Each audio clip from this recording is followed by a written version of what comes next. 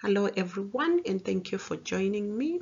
My name is Dorothy Ziyebangwa, and today we are going to talk about the challenger sales model.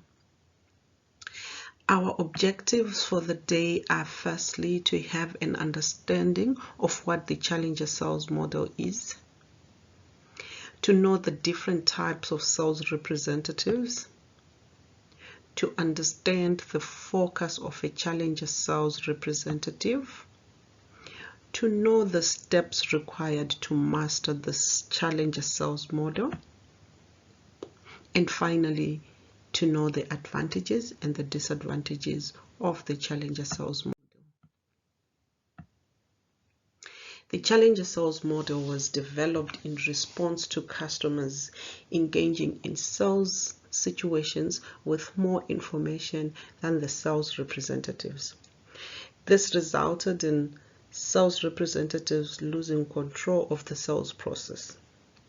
Matthew Dixon and Brent Adamson, who are the authors of the Challenger Sale, believe that this model will give back sales representatives control of the sales process.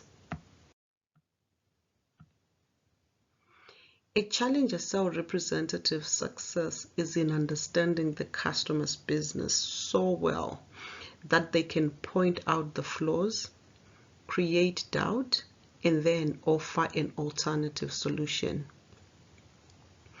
In order to succeed over a well-informed customer, a challenger sales representative does not persuade, but they debate. Now, the 5 types of sales representatives are as follows. The first one is the hard worker. They are self-motivated, enjoy development, and they work extra hard.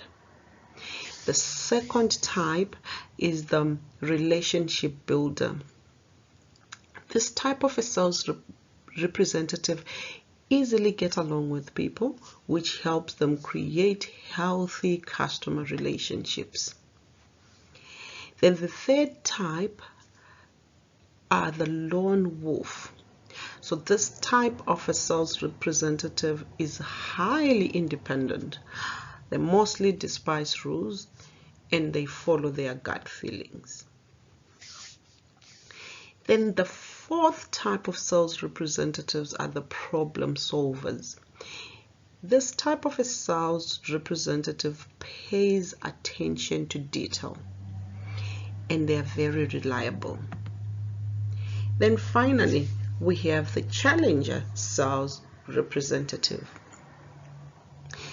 The challenger sales representative has a way of getting an upper hand over a customer through debates.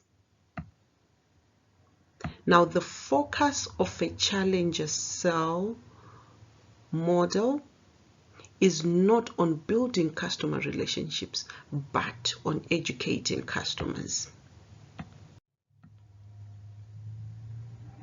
Now let's go to the steps that are used to master the art of the challenger sales model. Our first step is known as the warmer stage. At this stage, the focus is on demonstrating knowledge of the customer's needs. This is key because it fosters credibility. This is done by showing the customer that you understand their business needs and struggles. In order to demonstrate this knowledge, the sales representative will need to take time to research about their prospect customer. Then we go to the next stage, which is known as the framing stage. This stage focuses on helping the customer realize that there are better solutions to their struggle. This is achieved by talking the customer through their problem and then demonstrating that their solution is wrong or not the best and that there is a better solution. Then there is the rational framing stage. At this stage, the sales representative uses strong data and evidence to convince the prospect that they have a better understanding of the problem than the prospect themselves. Then the emotional impact. Now, emotional reaction is key to most sales decisions. So it is at this stage that the challenger focuses on demonstrating empathy with the prospect. The sales representative will let their prospect know that many others have benefited from their product. Therefore, their drive is not to sell the product to benefit the sales representative, but to benefit the prospect. Then we have the value proposition stage. So this stage brings the potential future of the prospect on the table. The sales representative will spend time talking about how the prospect's life will be better if their problem was solved. Then finally, we go to the solution. So now that the problem has been identified and the prospect is fully convinced that the solution they had is not good enough, and now that they can picture a better future with the sales representative solution, it is therefore the right time to reveal the product to the prospect. Now, the challenger sales model comes with its advantages and disadvantages that we need to know as sales representatives. We'll start with the advantages.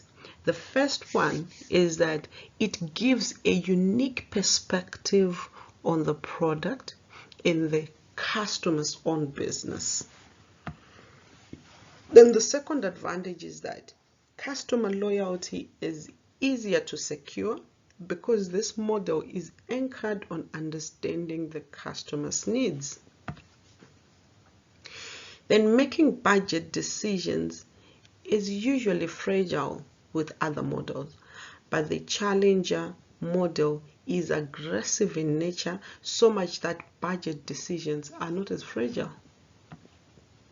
Then some of the disadvantages include the fact that if a sales representative has not mastered the art of the challenger sales model, they might risk losing the customer loyalty.